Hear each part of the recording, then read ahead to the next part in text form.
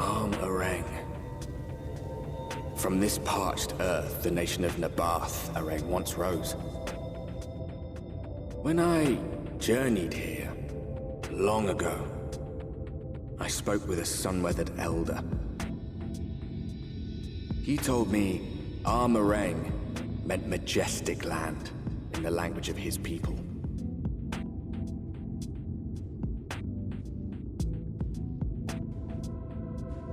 And so it might still be, were it not for the light's unrelenting onslaught.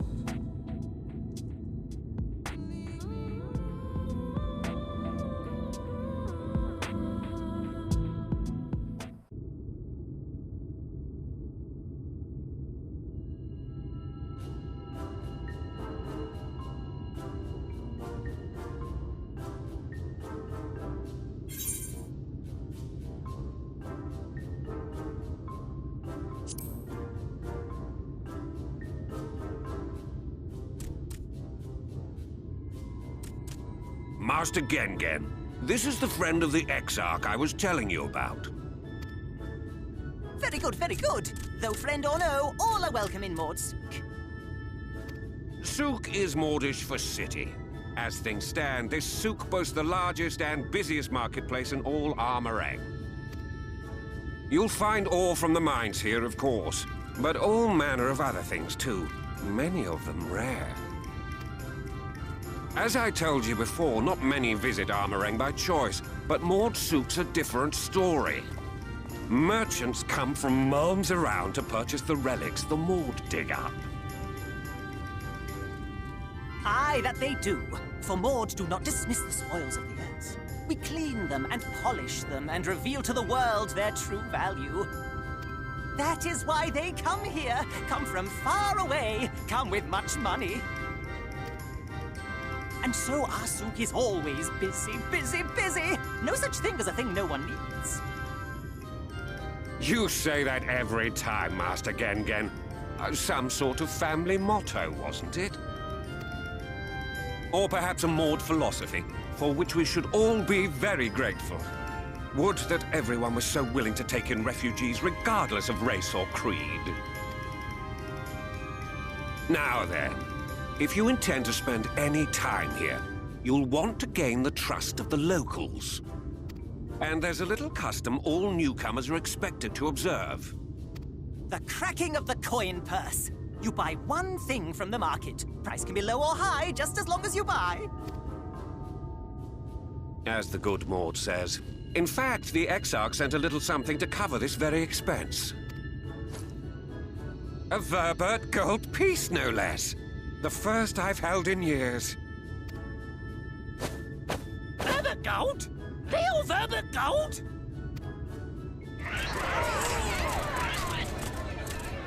Here, newcomer! Crack your coin purse with me!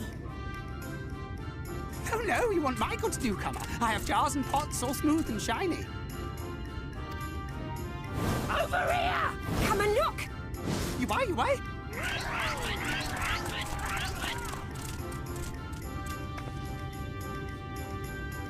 Enough of that! Calm, I say!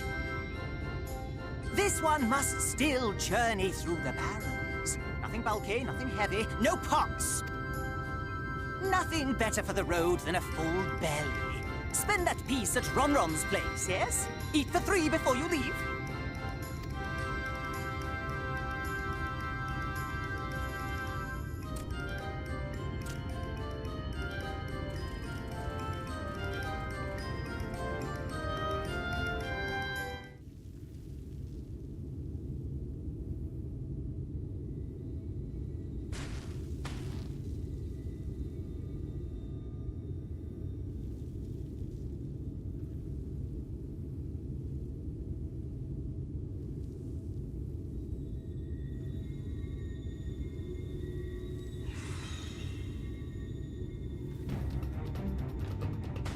Get back here!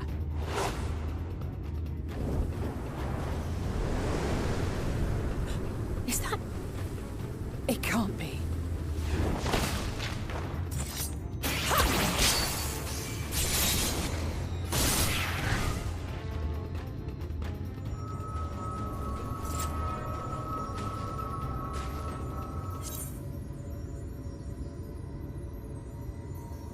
Just a lesser sin eater. Nothing to write home about. I knew you'd turn up sooner or later, but I had been hoping for sooner.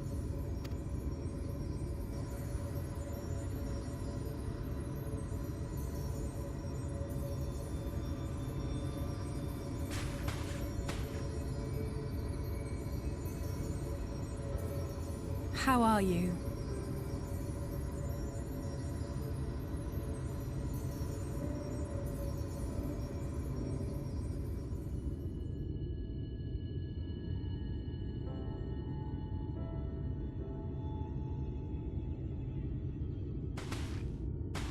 We've fought them to a standstill, then.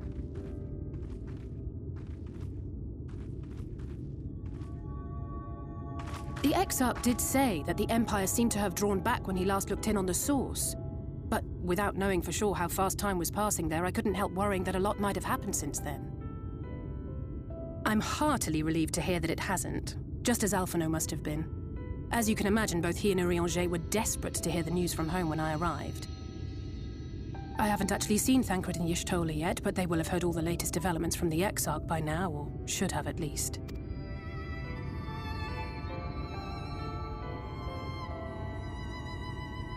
When I think of how frantic Tataru and the others must be, I want nothing more than to rush back and reassure them.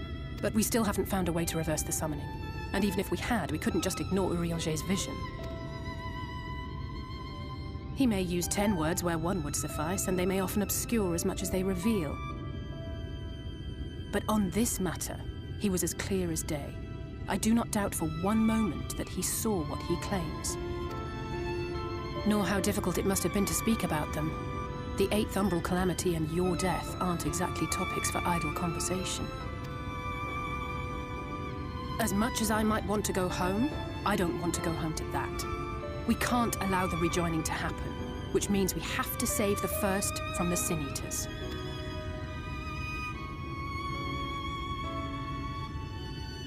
That great wall of white is a remnant of the Flood. 100 years ago, the balance in the First tipped decisively in favor of light. From that moment, it rose and swelled with each passing day, and then, without warning, it burst forth like water from a broken dam. A colossal wave of pure light, drowning everything in its wake. Only Norvrant was spared. For the most part, living things are composed of ether of various different aspects, but when exposed to such a flood, their etheric harmony is shattered, and their natural form breaks down. Then they either perish, or are warped into mindless abominations.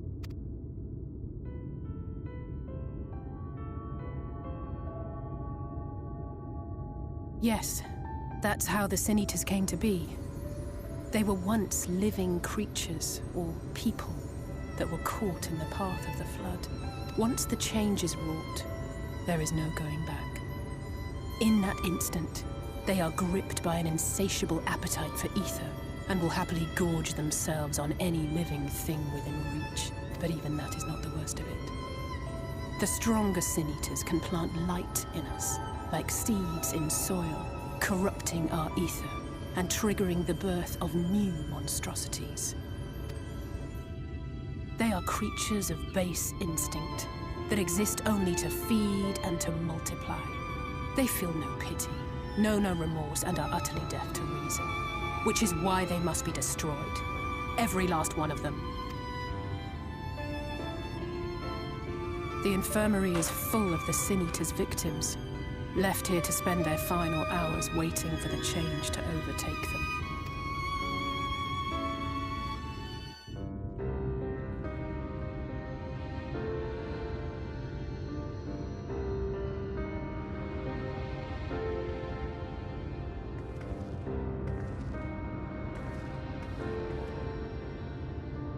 Look, over there, where the wall is broken. Do you see what lies beyond? That's what the land became after the light flooded in. An empty white nothingness. Life cannot exist in such conditions. The primordial light would wreak havoc on the body's etheric balance.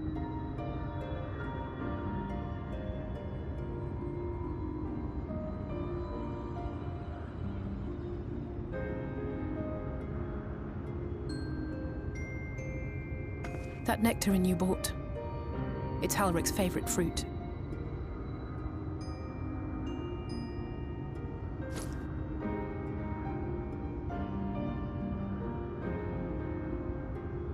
Most of the patients, Halric included, survived the attacks of powerful eaters. But their fate was sealed all the same.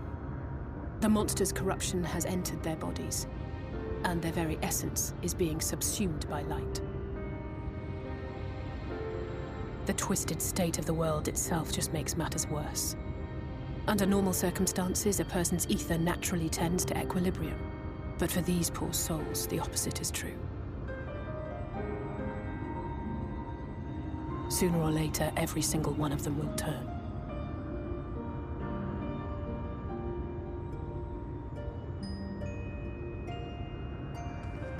Tesleen and the patients, they all know this. They know what has to be done before the change goes too far, before the eater within takes over. The preferred method is mixing poison into their favorite food. In my time here, I've borne witness to a lot of last meals.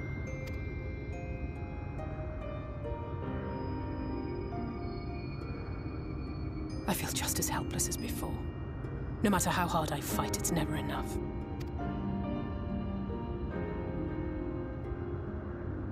But it's a war I mean to wage, nonetheless. Speaking of wars, do you remember how I made you promise not to leave me and then promptly collapsed? Well, let's just say I had a few choice words for the Exarch concerning the timing of his summons. But even if the fault lay with someone else, I couldn't shake the feeling that I'd abandon you on the battlefield. So I swore that I'd make up for my absence there by making a difference here.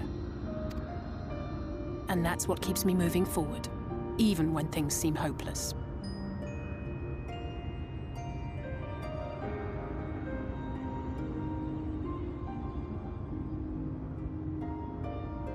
On which note, it's time we headed back. The longer we keep Tesleen waiting, the harder this will be for her.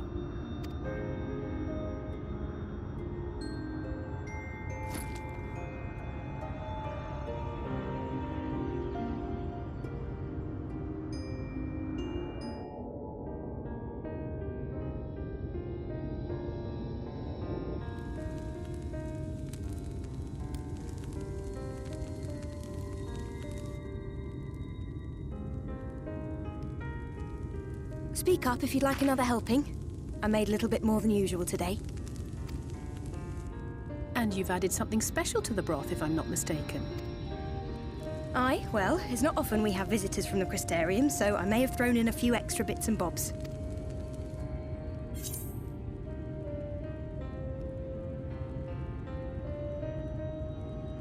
Oh, it's nothing, really. And we do so rarely have guests.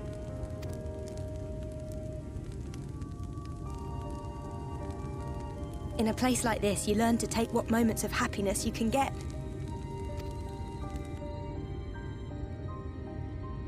I remember when I first came here with my mother. She was showing the early signs.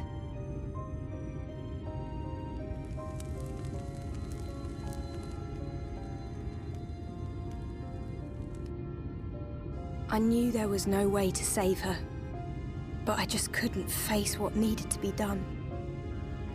That's the way of it for most people. Why they travel from arms to stay here.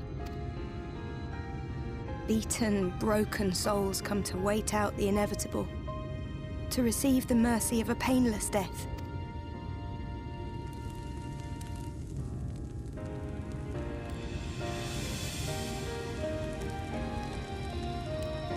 When my mother finally left this world, I was mad with grief, but also thankful that her passing was a peaceful one.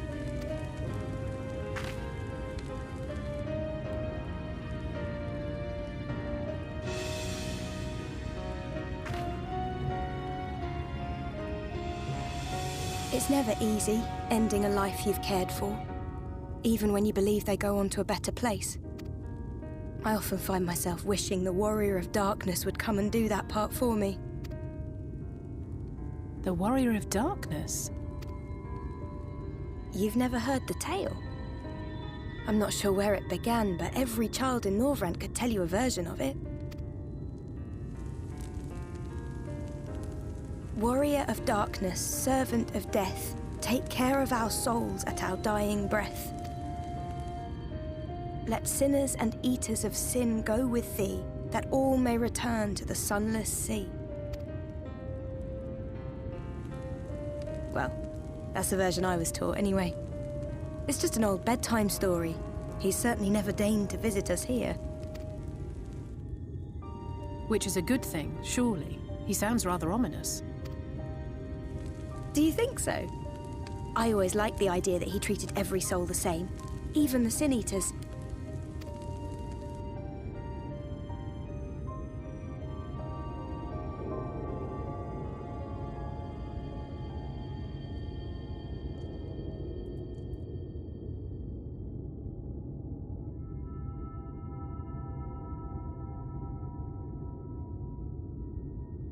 They're coming.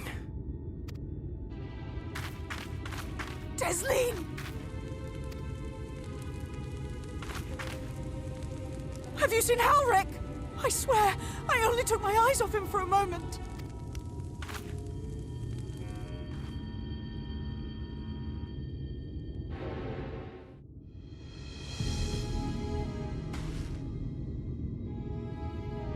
Any sign of him?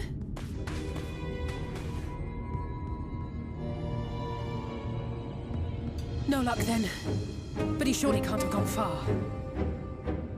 We should keep looking. The Sin Eaters are out in force, and if we don't find him soon, you can be sure they will.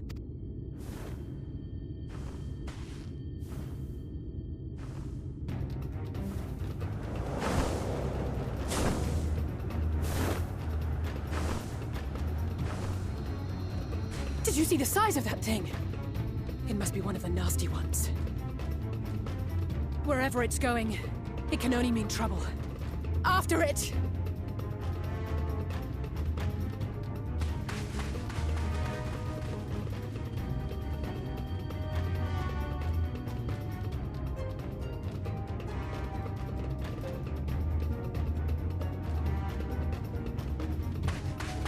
There it is! Is that... Oh no!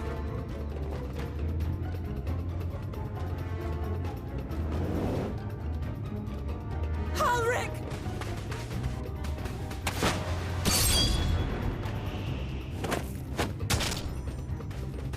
We have to run!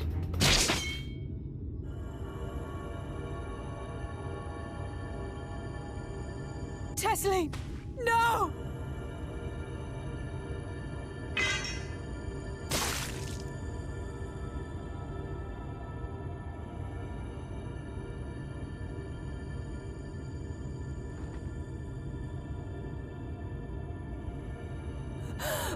We all deserve happiness, wherever we can find it.